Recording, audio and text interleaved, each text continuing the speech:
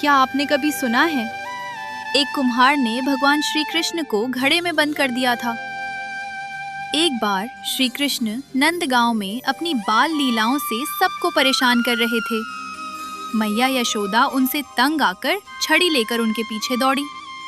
डरे हुए कान्हा भागते भागते एक कुम्हार की झोपड़ी में पहुंच गए। कुम्हार घड़े बना रहा था, लेकिन जैसे ही उसकी नजर कृष्ण पर पड़ी, वो भाव विभोर होकर उनके चरणों में गिर पड़ा। कृष्ण ने जल्दी से कहा, कुम्हार जी, मेरी मैया बहुत क्रोधित है, कृपा करके मुझे कहीं छिपा लो। कुम्हार ने तुरंत उन्हें एक बड़े घड़े के नीचे छिपा दिया। कुछ ही देर में मैया यशोदा वहां पहुंची और गुस्से में बोली, कुम्हार, क्या तूने मेरे कान्हा को देखा है? कुम्हार ने हाथ जोड़कर कहा, नहीं मैया, मैंने उन्हें नहीं देखा। मैया चली गईं। अब घड़े के नीचे छिपे कृष्ण बोले, कुम्हार जी, अब मुझे बाहर निकालो। कुम्हार मुस्कुराया और बोला, प्रभु, ऐसे ही नहीं निकालूंगा। पहले मुझे 84 लाख योनियों के बंधन से मुक्ति का वचन दीजिए। कृष्ण मुस्कुराए, ठीक है, मैं तुम्हें मुक्ति देता हूँ। लेकिन कुम्हार यही नहीं रुका।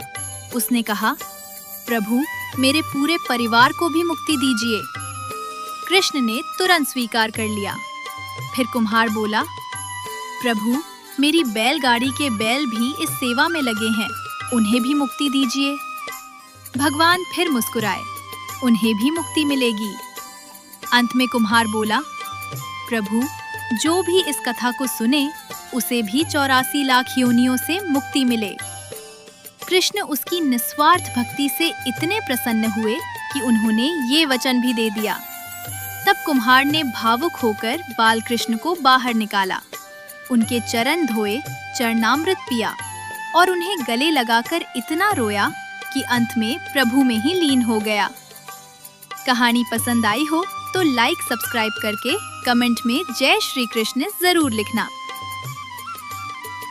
क्या आपने कभी सुना है, एक कुम्हार ने भगवान श्री कृष्ण को घड़े में बंद कर दिया था। एक बार श्री कृष्ण नंदगांव में अपनी बाल लीलाओं से सबको परेशान कर रहे थे। मैया यशोदा उनसे तंग आकर छड़ी लेकर उनके पीछे दौड़ी। डरे हुए कान्हा भागते भागते एक कुम्हार की झोपड़ी में पहुंच गए। कुम्हार घड़े बना रहा था, लेकिन जैसे ही उसकी नजर कृष्ण पर पड़ी, वो भाव विभोर होकर उनके चरणों में गिर पड़ा। कृष्ण ने जल्दी से कहा, कुम्हार जी, मेरी मैया बहुत क्रोधित है, कृपा करके मुझे कहीं छिपा लो।